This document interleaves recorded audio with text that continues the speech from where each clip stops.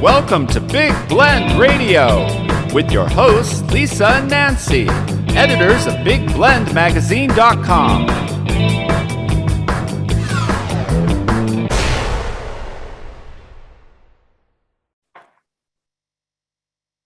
Hey everybody, welcome to Big Blend Radio with Nancy and Lisa. You know, the full-time travelers on the Love Your Parks tour and publishers of Big Blend magazines. So every fourth Thursday, we love fourth Thursdays because that means we get to talk about the Jefferson Highway. And the Jefferson Highway goes what's known as the Pine to Palms Highway. It is a historic highway that goes from Winnipeg, Canada, to New Orleans, Louisiana. And I think I'm going to get corrected somewhere here, but it started in 1915, and now it's being resurrected, basically. And it's been this has been a project that's been going for over 10 years through the Jefferson Highway Association. And I encourage you to go to their website. It's jeffersonhighway.org. We're very excited to have President Roger Bell back on the show. How are you doing, Roger? I'm doing great. Great to be here. Good to have you back. And also Arlene Gould, the director of the Natchitoches Convention and Visitor Bureau in Natchitoches, Louisiana, the oldest settlement, not only in the state of Louisiana, but as I learned the other day, the entire Louisiana Purchase. So like, if you go to Louisiana, Natchitoches is old as dirt. You got to go there. And so I encourage you to go to natchitoches.com, and that's Natchitoches.com. I was going to sing the Mickey Mouse, but I got a frog in my throat, so I won't sing the Mickey Mouse song with that in there. But welcome back, Arlene. How are you? I'm doing very well. Thank you, Lisa. Good to be here with you all. Hey, it is great to always have you on the show. And of course, Natchitoches, it is older than dirt, right? Was I right in saying yes. that? We're older than New Orleans, so that counts. Oh, yes. Ooh, but you're from New Orleans, so you're allowed to say that, right? That's right. I'm allowed to say that. That's right, because I was born there. Okay, that's awesome. We also have Bill Johnson and his wife Jane on the show, and they drove the entire trail in their 1955 Chevrolet. I want to say Chevy. I don't know if it's politically correct to say Chevy, but they drove the entire highway this year. And I encourage you to go to the Jefferson Highway Facebook page and join their group, because he's got all kinds of photos documenting their trip. And then he's also sent me a map about like when they got this 1955 Chevrolet. So basically, we've got a lot of catch up to do, Nancy. They've traveled all across this country. So welcome, Bill. How are you? Hey, fine. Having a wonderful evening. A little bit here in Kentucky, but we're doing just great. It's good to have you on the show. And Jane, welcome. How are you doing? Super. Glad to be here. Oh, you both are from Kentucky, right?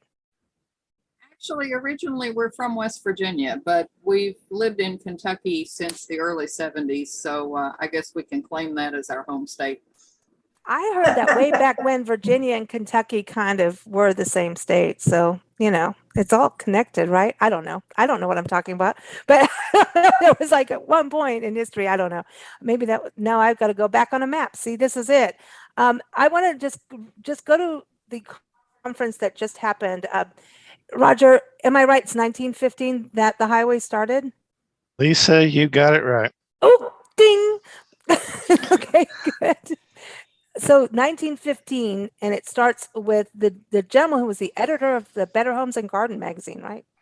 That said we need a highway. Yeah, the original idea became from a man by the name of Edwin Meredith, who saw the other auto trails that were starting to form across the country. And the idea was to create a north-south highway through the center of the country. There were already some efforts going on, but his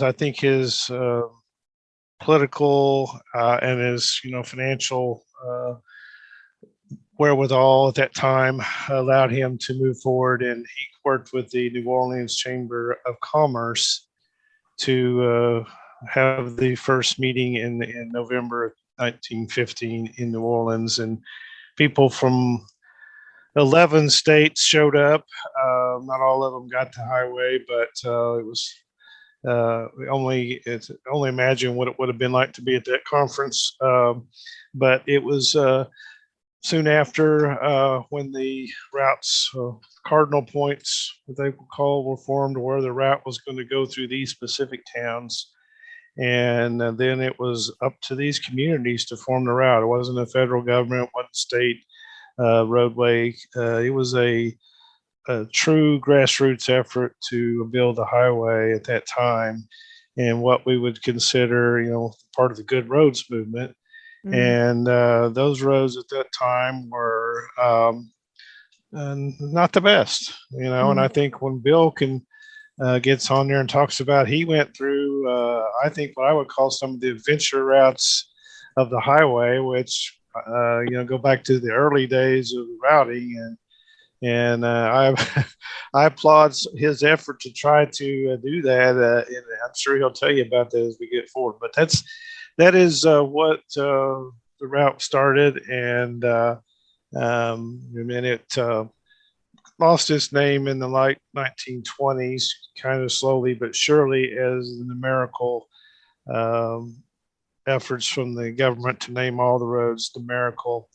By the late 20s, all the named highways had been changed to numerical names. So over the years, it just kind of lost its identity, but it was still there, and it is now, as you said earlier, where about 10 years ago, a group of people have started to bring the highway back. That's awesome. And right now, I know we're recording this in Fayetteville, Arkansas. I'm going to get it right, Fayetteville. And we're just off the highway that was supposed to be, right? So Arkansas played a part, but not like they wanted it. And then, well, if you get into the Arkansas history, the Arkansas was one of the ones that originally went to it. They thought they would have the route through Arkansas instead of Oklahoma and Texas. ooh, And they were met with a wave of Oklahomans there and Texas, and they were not successful in getting the route. Now, they kept after it for many years, and later on in the 1920s, they did adopt what we call the scenic route. And you do see some things with Jefferson Highway. I have some things in my collections pertaining to the Arkansas Jefferson Highway scenic route. And so you're on in Fayetteville, you are on part of what was the scenic route at one time. yeah, because we took it as from Fort Scott up here, and they do call it a scenic route. There's signs in like the Boston Mountains, and it's beautiful, and it should be connected. And I think as travelers, we don't mind just doing the trail, but also veering off. And I think that's what's so beautiful about this highway, how it unites everyone. Arlene, in tourism, I mean, that's something that's so huge about the trail is it connects you with Canada, right? And New Orleans, your hometown, was a whole part of this. So you've got to be pretty proud about this, Yes. Yep. And, I've known about the Jefferson Highway for a long, long time growing up, but didn't realize the significance until much later, living here in Natchitoches and even traveling on Jefferson Street, which is right through the historic district, every day. Didn't realize Jefferson Street was part of Jefferson Highway. So, it's amazing. yeah. It's amazing. And we want to talk, everyone, there was a conference, an annual conference that the last one was in Natchitoches. And then, well, not the one before the last one, I should say, because now one just happened, was in Natchitoches. Of course, COVID happened. And then the most recent one is in Pittsburgh, Kansas. And that's Pittsburgh without an H. And we'll talk about that in a little bit. But I want to go to Bill. Bill, how did you find out about the Jefferson Highway? Well, we've been aware of it for a long time. We have been in an antique car touring club, the Vintage Motor Car Club of America, for over 40 years. And we've driven a lot of historic routes, and also have been involved with AAA in some of their history and heritage, which they were heavily involved in the Good Roads program in the beginning of the 20th century. And so we were aware of the historic significance of the Jefferson Highway. And so we had talked for some time about trying to maybe make a trip and drive the entire length of the Jefferson Highway. So I don't remember when we first became aware of it, but we've known about it for a number of years.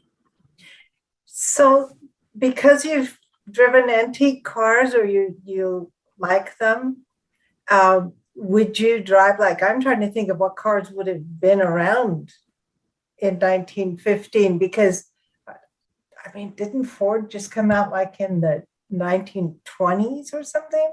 So No, there were a number of cars that were. Yeah. We personally have a 1909 Maxwell and a Wow. 1914 Studebaker that both Yeah. would have been around during those days. But there were quite a number of automobile manufacturers back in that period, and that was part of the reason to have the automobile associations and the organized routes was to provide a to lobby for better roads, for trying to deal with laws that were set up that were discriminatory toward automobile drivers, and also to encourage in a little bit earlier days than the formation of the Jefferson Highway. The early auto tours were designed to demonstrate the automobile as a serious means of transportation and not just a plaything for the rich. Yes. So that's part of the very, very early 20th century history. Uh-huh. Wow. And it's amazing when you think about it and where we are now, pretty much 100 years, just over 100 years later. You know, it's quite amazing. And when you go on these historic trails, you've got to think about what was it like? Were there open fields? Were Bonnie and Clyde hanging out behind the trees when you in the backwoods? Is it Belle Starr, Roger? I don't know what it is about Oklahoma women. There's some murderers out there. I'm just saying. He was long gone by the Jefferson Highway. We have to do a whole show on that. I'm serious. But it is really amazing, this history, this really rich history of highways and travel and tourism and car history. Right. When you were driving this, what would you recommend? I mean, when did you start? When did you end? I know you went to the conference, but and how long did it take you? We spent about 2 weeks to do the entire loop. We left from Lexington, Kentucky, and took 3 days to drive to Winnipeg. Stayed 2 nights in Winnipeg, and got to spend some time with Stan Enns and his wife Maureen, and that Roger had put us in contact with. So he drove us around, showed us some of the local sites around Winnipeg. And then we had to deal with some severe flooding in Manitoba. So we weren't able to drive a lot of the route in Manitoba. It was after we got across the border in the U.S. that we were able to start really following the Jefferson Highway routes in earnest. But by the time we left and the time we made it back home, it was about 2 weeks. Wow. And I mean, you're in a 1955, am I allowed to say Chevy? Is it politically correct? Yeah, it's fine. I know. So you're in and it's beautiful. It is a beautiful, beautiful car. What is it like driving that for that kind of distance? You know, I think about us in our RAV4 and we bebop and go on. Apparently we need shocks now because we go on stupid roads, you know, that we think look cool. And I know that if we were doing the 1955 Chevy, there's going to be some limitations, but does it slow you down in regards to see more by driving that kind of car? You know, this beautiful historic piece of history. Not really. I will say that my Chrysler Town and Country minivan felt like a Rolls Royce after we got home. But no, we can run interstate speeds with it. We have it set up for long distance cruising, and it's a pretty capable road car, which is why we drive it on these long trips. But you know, the tires aren't as large. The sound deadening is not nearly as good as in a modern car. Matter of fact, if we're going at any speed at all, we actually wear earplugs. So we measured it, and it's a steady 80 decibels when that thing is running at 65 to 75 miles an hour. Wow. And it's all just wind and tire noise mostly. So Oh, wow. when people come up and say, boy, they don't make them like they used to, and we always say, well, thank God they don't. But that's interesting, right? Because you think But, about the music Bill- connection. Bill, Yeah. am I wrong? Did you not go to the place where that car was originally from in Minnesota? Is that We correct? did. We went to Pierce, Minnesota. The dealership building, or it was sold brand new, is still there. It's been repurposed into something else, but we did take it there. We took it out to the lakefront home where the original owner used to live. We also stopped by Itasca State Park on our first day on the Jefferson Highway. We took a little detour and looped through the campground because the Bolster family that first owned the car used to take it camping there. Oh, wow. So yeah, we got to reconnect it a little bit with its original history. And an interesting thing at the motel where we were staying in Piers, we pulled in, and this guy in an F-150 pickup truck pulls up 2 spaces next to us, got out, and he said, you know, years ago, there was a guy that lives here in Piers that used to drive a car like that. And I said, really? Was his name Bolster? And he said, why, yes. I said, I said, this is the same car. And he said, well, I've ridden in that car. Cool. So that was Okay. kind of an interesting Wow. reconnect also. That's a But full. the cool thing about driving a car of that era is that local people will come up and talk to you in a way that they won't if you're driving a modern car. Right. So and we make it a point to patronize local restaurants and local motels and things like that.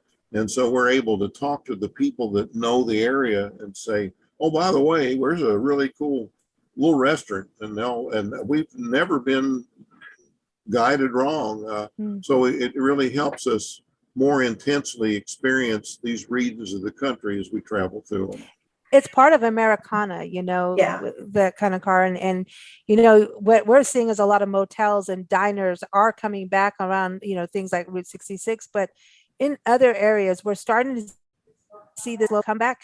Just even in this recent trip going from Lubbock, Texas to Fayetteville, Arkansas, you know, we started to see this change. And to me, it's very exciting. I think people are realizing that you can, because of remote work, maybe that they can live in smaller communities, and that if they're going to live there, they do want a local coffee shop, a gas station, a brewery, you know, those things start to come back. And what I think is so important about the Jefferson Highway, it's a huge part of the revitalizing of Main Street America and mom and pop shops. The more we have all these internet things, it's great. I mean, we can order things online and, you know, have things delivered, but there's something about that human connectivity. And I think what you and Jane, Bill, what you guys did driving this highway in a historic car kind of reminds us, yes, I know you're saying, you know, they don't make them like they used to, but there's something nostalgic for people, and also reminds people of slow down. That's kind of where I was going to in that first question on it, was slow down and maybe have that conversation, you know, talk to someone, where's the best restaurant, you know. I think we've lost a little bit of that. And I think cars like yours, and it just kind of reminds us of what conversation is, slowing down.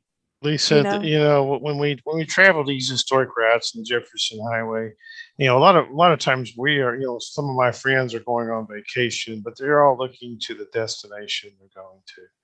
They're all saying, I'm going to the beach, or I'm going to Disney World, or wherever they're going. But this is a journey every day. Every day there's something different out there every day. Sometimes we know what to expect, or we have an agenda, but it's the little things like what Bill just said about meeting this guy that knew that car. That's unexpected. Mm-hmm. And that's something that in my taking of the route, and some of the remembrances I have were some of the unexpected things that I didn't expect to see. I saw a barn in Minnesota at that time that nobody had really identified. And later on, I found out it was a Jefferson Highway Holstein farm. It's like it was a discovery. It was like it's like finding a treasure, and every day is, on these highways can be that kind of adventure. I know Bill had some adventures. I'm sure he'll tell you about a few of them. Yeah, I think you're really right. I just want to go to Arlene too, because being in the tourism world on that side and greeting so many visitors, Arlene, Natchitoches, I know we've been to some of the museums and also genealogical libraries. And, when people are traveling highways like this, exactly what Roger is saying, like, are you seeing, because you are a city of highways and old historic trails like the El Camino, Real de las Tejas, you've got the Cane River National Heritage Areas Trail as well. You're just one of those cities that are like a crossing path of the swamps. Yeah. and everything, and forests too. But you're in this crossing ground of history internationally as well. So when people travel these routes, are they discovering that family history of campgrounds and, my family used to come here from Winnipeg, that kind of thing when they come to Natchitoches? Well, I was at a meeting this morning with a group of chamber members. We had 4 national park people visiting from Kentucky and some other areas, and we were talking about trails and linking and some future outreach things. And so one of the gentlemen brought up Coxsackie National Forest and how some of the trails dated back to the 1930s. And then I brought up the Jefferson Highway, and I said, well, back in the 1920s, early, I said, the Jefferson Highway came here all the way from Winnipeg, Canada to New Orleans. And you could have heard a pin drop, and their eyes were like, what? And then when I told them about the original tourist camp that used to be located on the grounds of Northwestern University, the university president was there and some other university people, and they kind of knew about it because we were working on a signage program for them. We're going to be installing a sign at the site of the original tourist camp that was there 100 years ago. I'm telling you, it was like, they were like, wow, that's really cool. It's like, Natchitoches 100 years ago was on the route, and people, camped here and, discovered Cane River and the historic district. But they get here and they find out all kinds of different things. And so, it's kind of nice to be able to share that with people and to they don't expect it. And when they do and they learn something new, they're like excited about it. Yeah. I love it. I Like want they to weren't go looking for it, but they found it, Right. Yeah. Awesome. Jane, did you drive or do navigation? I didn't do either on this trip. Mostly I've scouted out interesting places to eat lunch and dinner. But Bill had taken maps that he received from Roger and had put the route into our GPS. And so we were able to follow it pretty well. I helped a little bit with navigation, but for the most part, we just followed the GPS along and went from point to point the way we had it laid out. I did that on our phone just recently. I just went on the Jefferson Highway .org, if you go there, and clicked on the link for the map. You see the map on the homepage, and then right above it, you click on that link. And I don't know what I did. I said, okay, do this to my phone. And next thing I know, everywhere I went, it's like, you're off the highway. You get back. Because I don't know. I have this lady that talks to me through my GPS on that. And she's like, no, this is the highway. And everywhere I went, I'm like, this is crazy. No matter what I did, it's like overlaid the Jefferson Highway on everything. Even when we were in Lubbock, she's like, no, that's not the highway. You need to go east, girl. You need to go east. So it's amazing how our technology can help us on a very historic trail. But tell us a little bit, Bill and Jane, about adventures on there that Bill was talking about. Roger was talking about. Did you have any flat tires? Did you have any kind of bumpy part of the road other than those 80 decibels? We did pick up a screw in a tire that was pretty quickly repaired in Miami, Oklahoma. And that's really the only mechanical problem we had on Wow. the trip. That's amazing. Now, for routing, well, we were following, I love Roger's term adventure routes. We had not heard that until we were already committed on a couple of them. But we in Missouri, in particular, those roads almost would have been better if we had been in a Jeep. But we had to finally give it up after almost 2 hours of driving these two rut roads, and we came up to a little T intersection and made a right-hand turn, and there was a blue heron standing in the middle of the road. And then we looked a little closer, and it was standing in water. We had encountered another flooded area in Missouri, so we had to backtrack back up to the interstate and take the modern route to get past all the flooding, and then rejoin the route once we got south of that. So that was the biggest thing was that challenge. And then the adventure routes, like in Minnesota, our first day in Minnesota, we went over 100 miles on gravel, but it was good gravel road. We were able to make about 40 to 45 miles an hour on it. Wow. And, the wild thing was there was the spots where it would go suddenly from asphalt to gravel with no warning. So you're booking along at 55 miles an hour, and all of a sudden it turns to rock, and you can't slam on your brakes, or you have some other problems. So that got to be a bit of a challenge. And the first night on the road when we got to Wadena, Minnesota, went to the mom and pop motel that we had booked, only to find out that a couple of months before it had been sold and was no longer open as a motel. So we had to do a little bit of searching for a room for the night. But other than that, but then it got made up when we got to stay in the museum in Smithville, that one of the Jefferson Highway Association members owns. Oh, He and cool. his wife. Frank Justice and Yeah. his wife. Yeah, and so it was offset by a lot of other good stuff. I mean, we do it again. As a matter of fact, there are multiple alignments. So we're hoping to go to the association meeting next year. And so what we may do is do a little bit of backtracking, and where we went down on the Missouri route, we may drive the Kansas route back up to double back up to Mason City, where next year's association meeting is going to be. Cool. This is cool. I mean, because listen, road stories come from some of those things that happen. We hit those kind of things all the time.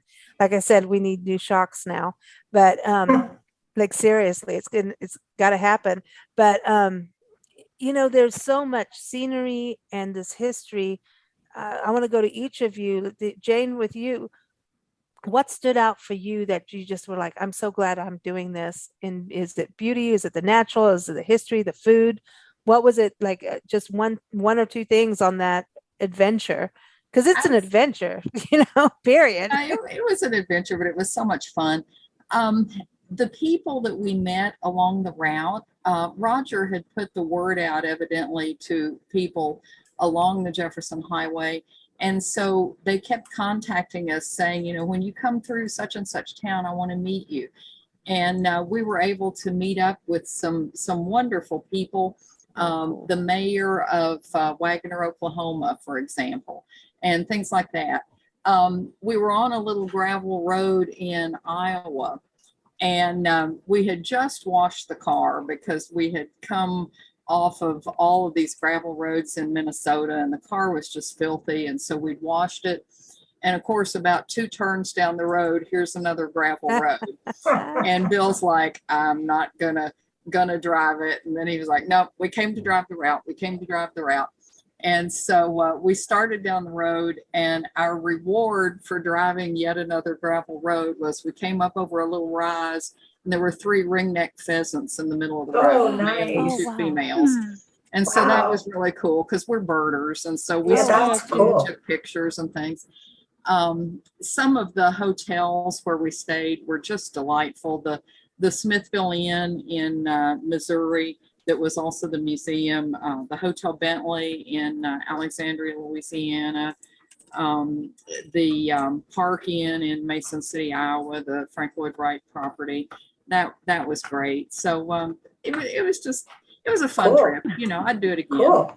I'm so Yeah. jealous about I the have a- pheasant. I know. I'm jealous. So, go ahead, Arlene. I have a question for Bill. I want to know what it was like when they got to the end of the route in New Orleans on St. Charles Avenue and saw the monument, the end of the Jefferson Highway monument down there.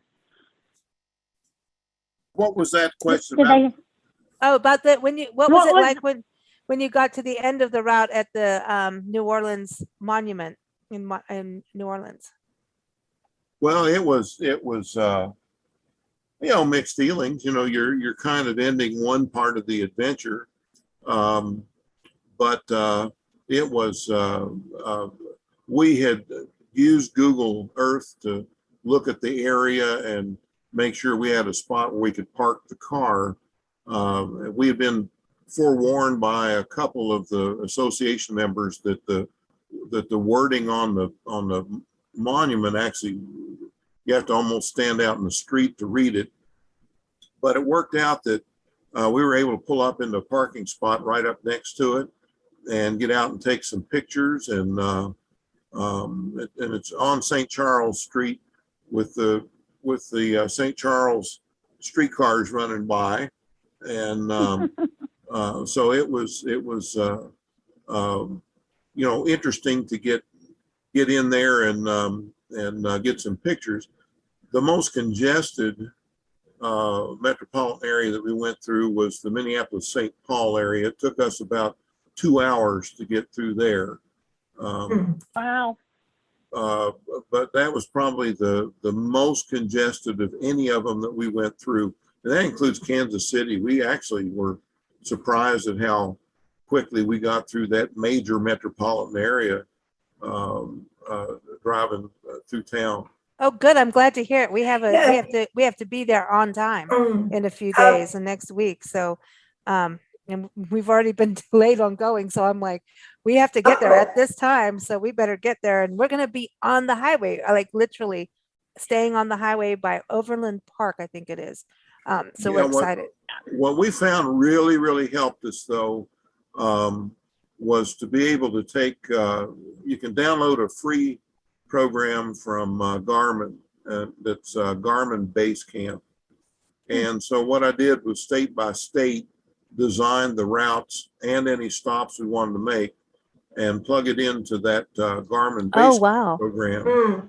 And then Cool. every couple of days, we would purge the GPS, and then we'd document our GPS track. So we'd have a record of where we were and when. And then we would load the next couple of days routes. And that really, really helped us, particularly in the cities. Oh, gosh. Yeah. And Yeah. a few places where roads were under construction and closed. So we had to find detours, and the Mhm. GPS would help us navigate us back onto the route, because Minnesota in particular, the signage is non-existent. They've not, they don't have a Roger Bell and people like that to lobby for great signage like they have in Iowa and in Oklahoma. And I understand they're going to be even doing more in Oklahoma, and just got a big grant for that. But Mhm. no, when you're talking about the journey, we've always traveled that way. The journey is every bit as important, if not more so, than the destination. Yes. Yeah. And it just sure. makes the trip, the whole thing, an adventure. Makes it fun.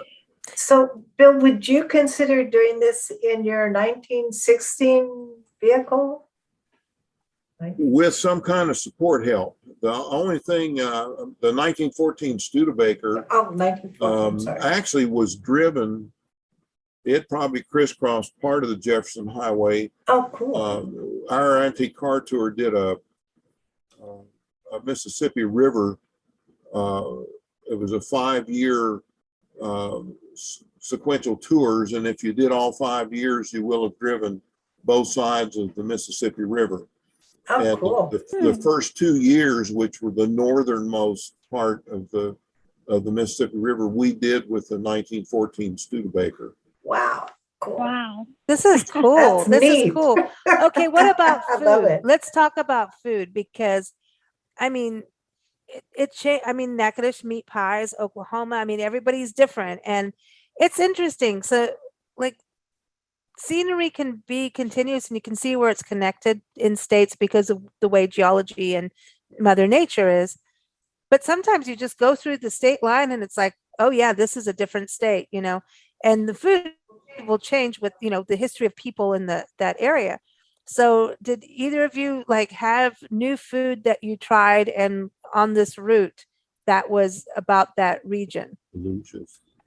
One of the most interesting places that we landed for lunch was in Marshall, Texas. And it was, you know, people ask, how do you find these oddball little places to eat? And I said, well, it's called Google Maps. You know, you pull it up on your phone and look and see what's around. But this place was called Elisha's Food for the Soul. And Nice. it was a soul food restaurant. Food was wonderful. And this was Sunday lunch. And everybody was coming in after church to get food to go. And then a few people were eating inside the restaurant. We had a marvelous meal. Bill had smothered pork chops and collard greens and mac and cheese. And I had a vegetable plate with several. You had a vegetable plate in Texas? Yeah, I really did. And, I love and it. then we split a slab of chocolate cream cake because that cake, I'm not kidding, it was about 6 inches square and probably about 4 inches tall. And it was wonderful. So we had another interesting lunch, kind of in the Reserve, Louisiana area. And there's a gentleman named Mark Marin, who is also a Jefferson Highway Association member that contacted us. And when I found out he was from Reserve, back in 2004, I used to have my certification for running vintage rail equipment. And I got to take this old Southern Pacific locomotive that had been in Audubon Park in New Orleans across from Tulane University. And they had taken it out and refurbished it. And since I was licensed to operate it, I went down as a contract operator and ran that old locomotive out on the main line for the first time in 48 years. And we would run up the Kansas City Southern line toward Baton Rouge, and near Reserve, Louisiana is a Y track, and that's where we'd turn around to head back to Metairie, where the thing was based. And then later, when they were building up this Louisiana Purchased Bicentennial train, we did our equipment tests on that line. And I asked Mark if he had remembered when that steam locomotive came up there, and he said, yeah, I was on the volunteer fire department. I helped fill the tender up on it. So we had kind of another small world moment with another Jefferson Highway Association member when we were in Louisiana. And so he drove his gorgeous 1955 Buick over to meet us for lunch. And I mean, it was a beautiful thing. And so we got to visit with him for a while. And then the proprietor of the restaurant, somebody came in and told her about the old cars that were out there. And she was into vintage clothing. I'll let Jane tell the rest of the story here. yeah, so this little restaurant was called the Ferry Landing, and really good paninis. And so she got all excited when she found out that the old cars were out front. And she said, oh, I've got to go put on a vintage dress and get my picture taken. So she comes back in a few minutes with this gorgeous 1950s halter dress. and goes out and poses for pictures by the cars and stuff. So that was pretty cool. That's cool. I like Only in that. Louisiana. I love Yeah, it. that's way cool. And Yeah, that those is pretty pictures cool. were those pictures you posted on your page, and got to see that. So That's That's awesome. awesome. But you're right, Louisiana, Arlene. It's like everybody's got their Only Louisiana. yeah. The quirkiness comes out. I want to ask them about I know she had mentioned the Hotel Bentley, but when the conference was held here in Natchitoches in 2019 and we did the little bus tour, that was where we went south on the Jefferson Highway, Highway 71 through Pineville and Alexandria, and had lunch at the Hotel Bentley. But isn't that just a lovely, lovely hotel? It's beautiful. Gorgeous. We took tons of pictures inside. It was just so beautiful. We would definitely stay And there the again. history too. Mhm. One of World War II meetings took place in that hotel with Wow. Dwight D. With General Patton and Omar Bradley, and so All the But, Louisiana very maneuvers. historic. We Yeah. got to stay in 3 really nice historic hotels. Of course, starting out in Winnipeg, we stayed at the Fort Garry, which is another major railroad built hotel in the same ilk as the Hotel Bentley. And then, of course, the Frank Lloyd Wright designed hotel that was in Mason City was the other one. And yeah, I then- sent Bill a picture of from 1917 when the Jefferson Highway sociability group was leaving that same hotel in Winnipeg. And well, our car just happened to be parked in about the same spot as that picture was taken that's awesome. Wow. when he Wow. sent it. And this is something I want people to know about. If they go on jeffersonhighway.org, there's newsletters on there that, I mean, you if you want to go down a rabbit hole of cool travel history and just see what travel was like at that time, I would encourage people to go there.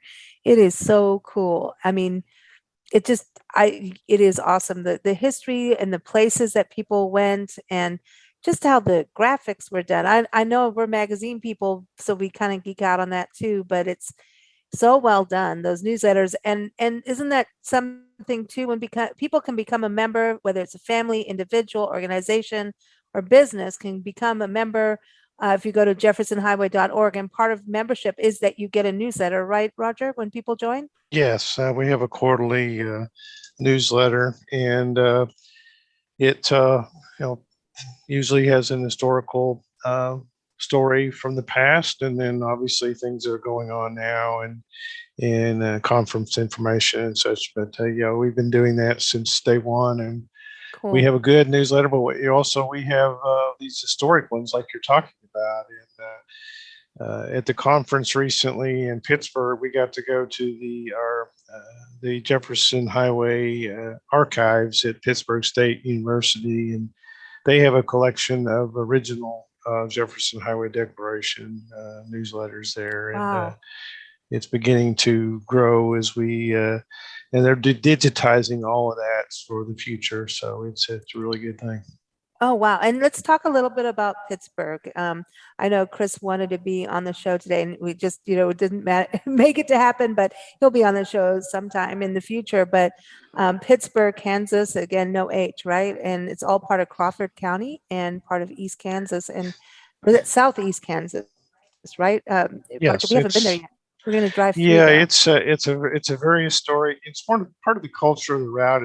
It's an area that has a huge mining background, and I think a lot of our people that came from across the country, they got to get a taste of that. It is so much. People came from Europe to these mines, and it had so many settlers that came from different parts of Europe that you almost had to speak. It had interpreters back in the day because there was so many different countries and people that came to work in these mines, and it has a really fascinating story. So, as we were looking in the past for conference sites, Pittsburgh was one that always reached out to us, and being through that community and seeing the history and seeing buildings that were there at the time of the Jefferson Highway, and seeing the community leaders there reach out and invite us. It became a natural for us, especially after we, in COVID, we kind of got, Mason City was supposed to be a few years ago, but we just, couldn't make it because of that. So Pittsburgh really was a really good conference for us. We had some strong efforts from people in our organization in there, but I can say it went off really well without any hitches, and I think everybody really enjoyed it. We had some really great surprises there. One of them, on Saturday morning, we did a lot of stuff for the community. That was a focus on Saturday, so we wanted to reach out to the community. We hosted through a car club there, a parade of cars where we had vehicles from 3 or 4 states show up, and they drove the route in error of time. So the first car we had was a 1910 Model T, which was the first car, and it went all the way back into 1970s, and they were all in the order of the deal. So when they lined up at their starting point, they had to make sure they were in the right order there. And but right before that, we had an event that we kind of did last minute, and we had found out information about a former Jefferson Highway cafe that had been in that community for several years. And so we were going to dedicate a sign, and the media attention in Pittsburgh was outstanding. We were interviewed with Battery Paper and news media Awesome. in that area. And because of that, the story got out to a lady that her family was the former owner of that. And she reached out to me just 3 or 4 days before the conference and said, I have a picture of the inside of Jefferson Highway Cafe. We really had a good conversation. And then she was really scrambling because, just like me, you do sometimes, we think we know we have something, but we don't know where we put it, But she did find it at the last minute, and she showed up there for a Saturday morning, and we were able to dedicate our sign with her present. And the owner of the building allowed us to go inside the building, and you can still see that same tin roof that was in that picture. You can still see the outline of where things were at one time as the Jefferson Highway Cafe. And it was just, and Arlene was there. It was just really a neat way to kind of close Saturday. Yeah. Cool. One of my favorite moments of the conference was the luncheon that we had on Friday at the Jefferson Garage. And that was a really, really neat opportunity and experience. Lunch. It's now a nonprofit.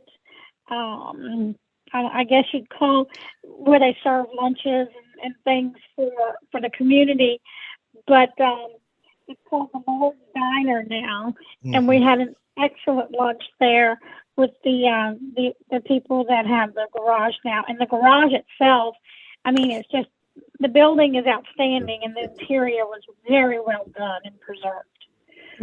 Cool. We also had Jefferson Highway trivia, and Arlene, I'm sorry, was not on the winning team, but well, Arlene will be with you next year. We'll be on there next year, and we'll still. But it was a lot of boat. fun. I think people didn't know what to expect on that. We had a lot of fun with that, and we had some really good speakers. It was very educational. I really did enjoy it. I think everyone that participated enjoyed it. Everybody loves a good trivia night, and I saw the winners in the Facebook group. I love it because it is, once you get attached to something like this, you will go down a rabbit hole, and then you'll be like, Bill and Jane, and you'll start driving it in a 1955 Chevy, and then you'll do some more of it, and you'll go to another conference in Mason, so it's speaking of that a little bit, we did not have Bill, and we were certainly disappointed. We understood, but we would love to have had Bill and Jane there, but we did have a 1951 Jeep, military Jeep show up.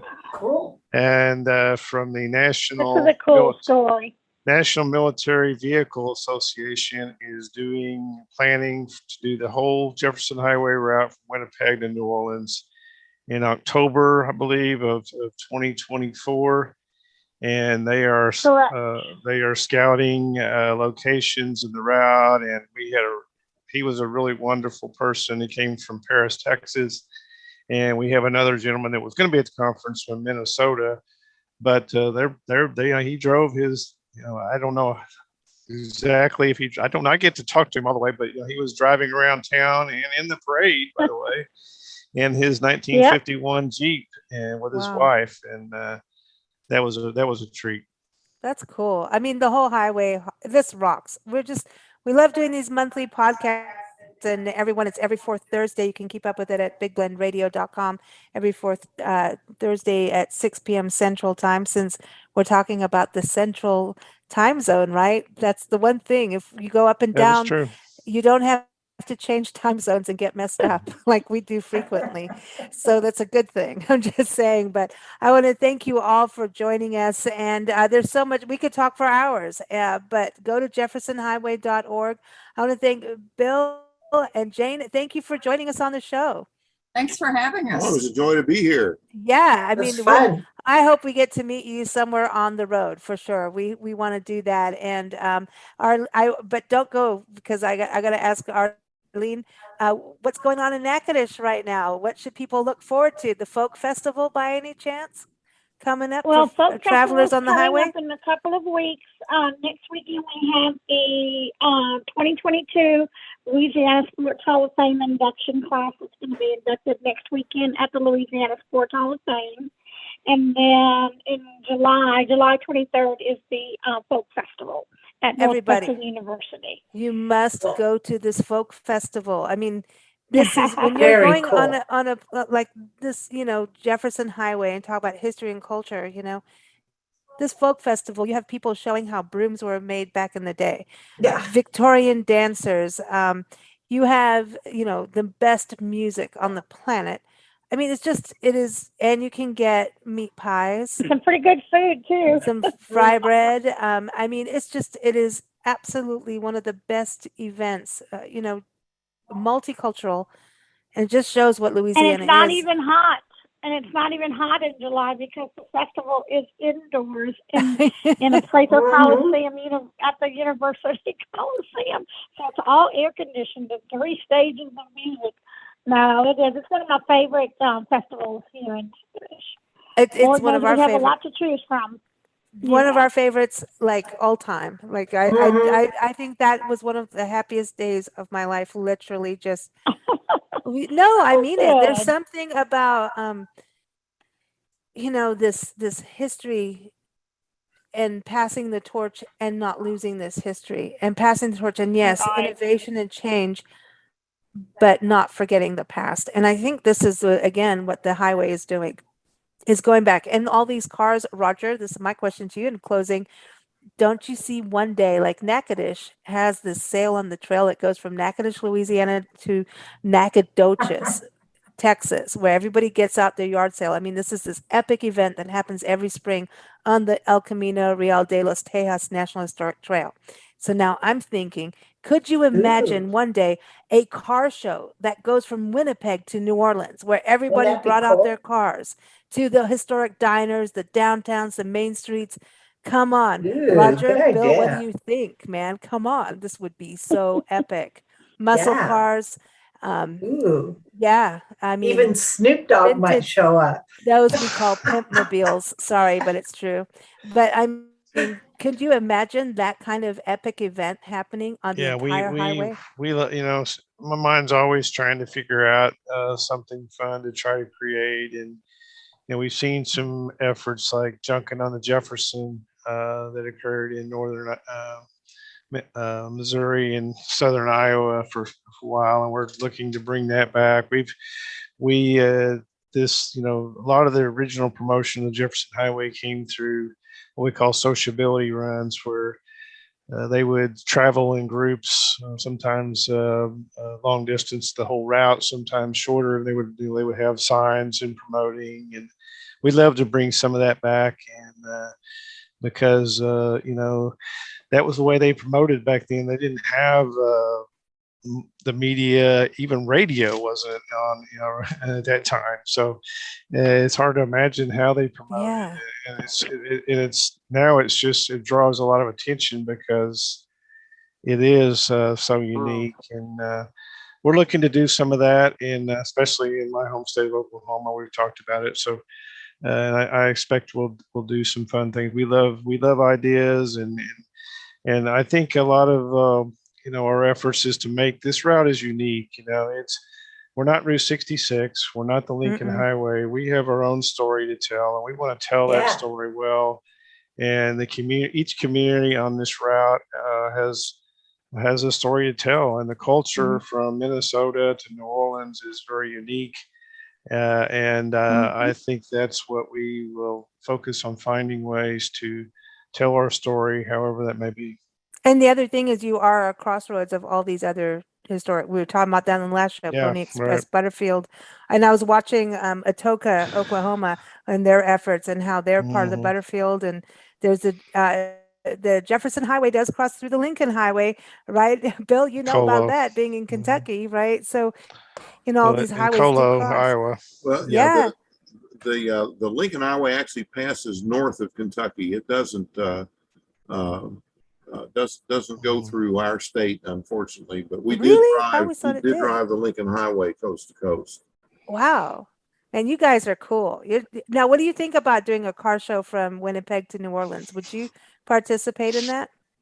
Well, it could be interesting. What we're looking at doing now, the one state that we keep skirting and that we've never had the 55 Chevy in that's west of Mississippi is Arkansas.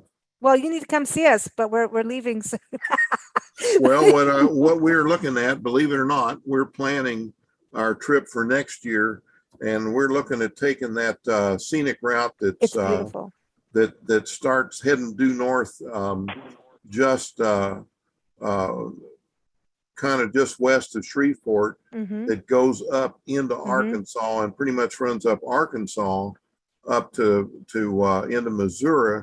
And then we'll cut over and then drive the Kansas route up that we didn't. That would be a good choice, and get to see some really cool things there. And I've driven part of that route myself. It's still not all that well fully documented. I think it had some changes over the years, but it's a really good ride, and I'm sure that will be a good choice. I love this. I love this because it is just the documenting, and I think just hashtag Jefferson Highway on social media, just start doing it so people can all kind of, on Facebook, Instagram, all of that, even TikTok and stuff, as you're doing the highway to hashtag it, then everyone can start following all these unique places off the highway. I think that's another big part of it, which is super exciting. Before we go, Bill, I want to play a song called the Ford F-150. This is from an amazing guitarist called Misha Shellhaus, and it's from his album Double Take. You can go to mishamusic.com for it. But the Ford F-150, apparently, I'm not saying it correctly, Bill? No, it's a FISO truck. So it took me a while to get it. It's I'm a Ford blonde, FISO. right? Okay, it's a Ford FISO. So we're going to play that song dedicated to all you car lovers out there driving the highway. So here it is, Ford F-150. Thank you, everyone. Go to jeffersonhighway.org. Natchitoches, go to NATCHITOCHES.com for Natchitoches, Louisiana, and of course, bigblendradio.com. But here it is, Ford F-150. Thank you all for joining us. Thank you. Pleasure to be Thanks, here. guys. Take care.